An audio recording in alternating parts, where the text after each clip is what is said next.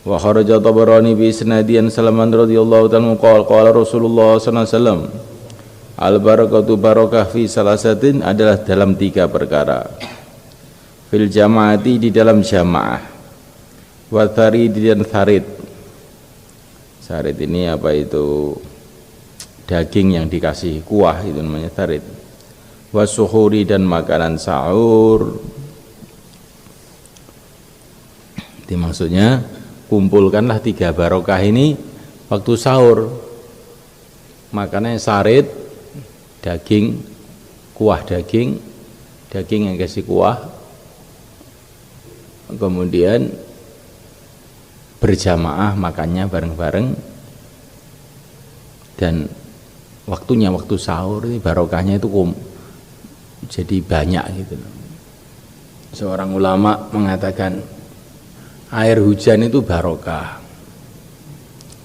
Wa anzalna minas samai ma'an mubaraka. Ka'bah itu barokah. Ka'bah itu barokah. Inna awwala baitin wudi'a lin-nas lalladzi bi Bakkata mubaraka. Sehingga para ulama ini kalau waktu hujan mengambil air dari talang Ka'bah itu, mengumpulkan macam-macam barokah. Sebagian ulama itu kalau ada hujan itu ngambil air hujan itu untuk obat, karena dikatakan dalam Quran air hujan itu barokah. Bukan ambil apa sih air, iya, tapi di dalam Quran dikatakan ada barokah. Nah, barokah ini sesuatu yang tidak bisa dianalisa oleh akal manusia, maka mereka ngambil air hujan untuk obat. Jadi orang beriman dengan orang yang tidak beriman itu bedanya di situ tuh diantaranya. Kalau orang tidak beriman, apa-apa yang dipikir bendanya, materinya. Tapi kalau orang iman yang dipikir barokahnya. Makanan yang kamu mulai dengan bismillahirrahmanirrahim nanti barokah. Bahkan apa saja perbuatan yang kamu mulai dengan bismillah nanti barokah. Kalau tidak nanti barokahnya kurang. Maka orang beriman ini penting makan pakai bismillah biar barokah. Kalau orang tidak beriman atau imannya lemah, bagaimana makanan yang bergizi, bagaimana makanan yang vitaminnya bagus, itu juga boleh aja, tetapi jangan lupa ada yang lebih penting lagi, barokah. Kalau kita lihat kehidupan orang-orang soleh terdahulu, kehidupannya para wali, kehidupannya para ulama-ulama dulu, kehidupannya para sahabat, kehidupannya para nabi, itu kan intinya itu barokah itu. Dari segi materinya itu kebanyakan itu dikit, tapi barokah. Coba kalau kita renungi dakwahnya Wali Songo begitu, itu kan simpel aja, nggak usah repot-repot, ya putar aja Nusantara ini diubengi, tahu-tahu udah pada masuk Islam. Nah, sak rakyatnya, sak rajanya, ini barokah. Lihat Al-Imam Asy-Syafi'i radhiyallahu ta'ala anhu, ini hidup sudah 1000 tahun lebih, 1200 tahun lebih. Beliau lahir tahun 150 Hijrah. Tapi ilmunya dipelajari, di mana-mana diamalkan. Ini kan barokah namanya. Beliau tidak punya persetaan, nggak punya organisasi, tapi ilmunya diamalkan. Juta-juta orang di seluruh dunia. Ini namanya barokah. Ya, orang itu yang dipikirkan itu barokah. Sunan Ampel kawin di Jawa Timur ini. Perkawinannya biasa, kawin biasa. Tapi anak-anaknya itu jadi ulama-ulama sampai sekarang ambil perata di seluruh Indonesia.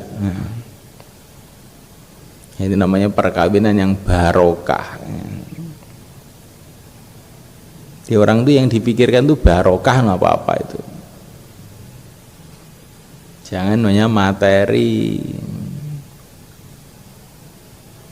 Saya itu punya kiai di Jawa Tengah sana, di Muntilan, Kiai Dalhar namanya. Itu rizkinya itu Masya Allah kayak banjir itu. Saya tanya amalannya apa? Saya itu kalau ada tamu itu sisa-sisanya itu saya kumpulkan, saya makan, itu aja amalannya.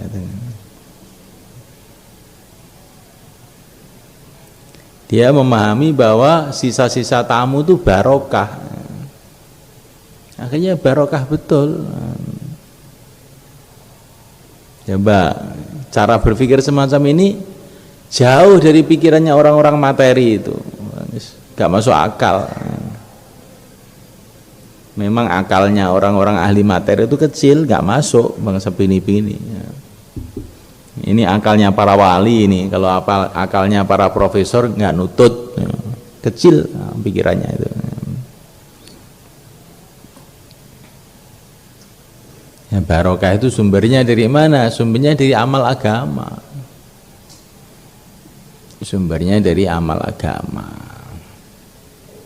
Yang kamu kerjakan betul-betul karena Allah, dari hati betul.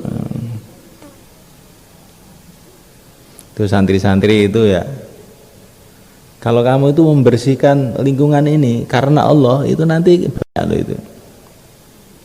Syekh Bahauddin An-Naqsyabandi itu punya amalan bertahun-tahun bagian kebersihan, bersihin masjid, bersihin WC. Nah.